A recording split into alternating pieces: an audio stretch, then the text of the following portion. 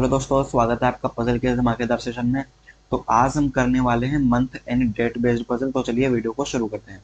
अगर अभी तक आपने चैनल को सब्सक्राइब नहीं किया है तो सब्सक्राइब कर लीजिए, बेल आइकन को प्रेस कर लीजिए ताकि आगे आने वाली वीडियोस की नोटिफिकेशन आपको मिलते रहे। क्वेश्चन हमको दिया हुआ है 8 पीपल, उनके नाम दिए हुए हैं अर्जुन, आर्यन, कबीर, वीर, ध्रुव, कुणाल, चियान, आरुष। ठीक है। Have exams on different different dates on either 11 या फिर 24 of 4 different month, April, May, June, July of the same year. तो जब भी मंथ एंड डेट्स बेस्ड बदल एक साथ आते हैं तो सबसे पहले तो हम लिखते हैं मंथ के नाम और उनके जस्ट सामने लिख लेते हैं उनकी डेट्स। तो सबसे पहले मैं मंथ के नाम लिख लेता हूँ। यहाँ पर तो जाएगा अप्रैल, उसके बाद है मई जून, ये हो गया मई, फिर आएगा जून और उसके जस्ट बाद आएगा जुलाई।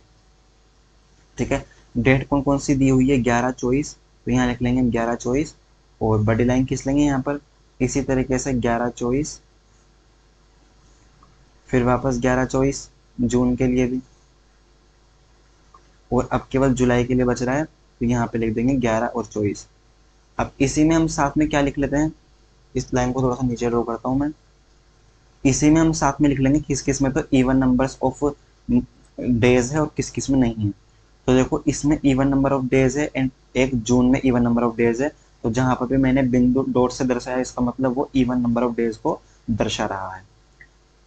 कंडीशंस को पढ़ना स्टार्ट करते हैं। Only 3 people have exam between ज्ञान एंड वीर। ज्ञान और वीर के बीच में केवल 3 पर्सन है। तो यहाँ पर ज्ञान 1 2 3 पर्सन लिख करके हम लिख देते हैं वीर।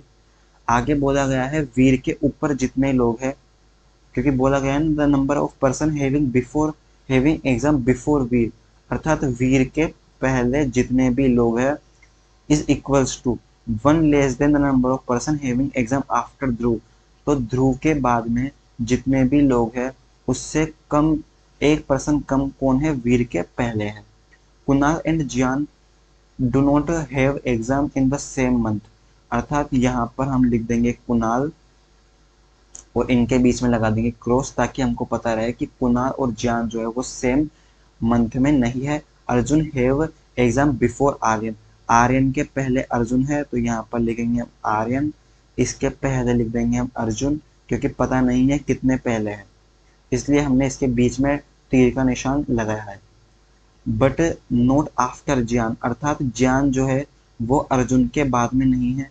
इसका मतलब ज्ञान जो है, सॉरी, क्या बोला गया है कि ज्ञान के बाद में अर्जुन नहीं है। इसका मतलब कंडीशन हमको दी हुई थी Arjun has exam before Aryan, Arjun की एग्जाम आर्यन के पहले है, बट अर्जुन की एग्जाम ज्ञान के बाद में नहीं है। इसका मतलब क्या हुआ? अर्जुन की एग्जाम जो है वो ज्ञान के पहले ही है। तो यहाँ पर तीर का निशान लिख देते हैं ऐसे ताकि हमको पता रहे कि अर्जुन की एग्जाम ज्ञान के बाद में नहीं है, पहले ही है। ज्ञान has exam 3 people before Kabir, Kabir से 3 पर्सन पहले कौन है? ज्ञान है, तो यहाँ लिख देंगे हम कबीर। उससे 3 पर्सन पहले मतलब 2 पर्सन आ जाएंगे बीच में। ठीक है। But do not have exam in month with has an odd number of days, इसका मतलब ज्ञान किस में आता है?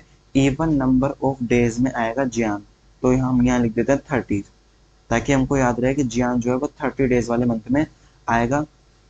Arushi has exam 2 person before Kunal, तो कुणाल के 2 पर्सन बिफोर, तो यहाँ लिख देते हैं हम कुणाल, इससे 2 पर्सन बिफोर मतलब बीच में एक पर्सन है और यहाँ पर आ जाएगा अरुष।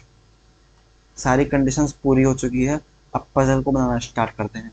देखो पजल को हम कहाँ से बनाना स्टार्ट करते हैं, तो सबसे पहले हम लगाते हैं मिनिमम पॉसिबिलिटी। अब मिनिमम पॉसिबिलिटी इसमें कैसे लगेगी? मान लो मैं कबीर को नीचे ही नीचे ले लेता हूँ, तो कबीर से हमको ज्ञान भी दिया हुआ है और फिर देखो ज्ञान से 3 छोड़ करके हमको वीर भी दिया हुआ है, तो सारे के सारे प्लेसेस फिल हो जाएंगे। तो इससे लग जाएगी मिनिमम पॉसिबिलिटी। तो सबसे पहले कबीर को लिखेंगे हम यहाँ पर। अब कबीर को यहाँ पर लिखने का एक और कारण है, क्योंकि इससे 2 छोड़ करके जब हम ज्ञान को यहाँ पर लिखेंगे तो देखो ज्ञान जो है वो इवन नंबर ऑफ डेज में ही आ रहा है। अगर मान लो मैं कबीर को यहाँ लिखता तब भी ज्ञान यहाँ आता, इसका मतलब ये तो ओड वाले में आ जाता, इसका मतलब कबीर यहाँ नहीं आ सकता, कबीर यहाँ भी नहीं आ सकता, फिर कबीर को हमको लिखना पड़ता यहाँ पर। तो अगर मान लो मेरी पहली पॉसिबिलिटी गलत हो जाती है तब मैं कबीर को यहाँ पर लिखूंगा। तो सबसे पहले इसी पॉसिबिलिटी को बनाते हैं, देखो। ठीक है, तो हमने लिख दिया कबीर, दो छोड़ करके लिख दिया ज्ञान, ज्ञान से तीन छोड़ करके है वीर, तो तीन छोड़ करके नीचे तो कोई जगह है नहीं, तो तीन छोड़ करके वीर को लिख देंगे हम यहाँ पर।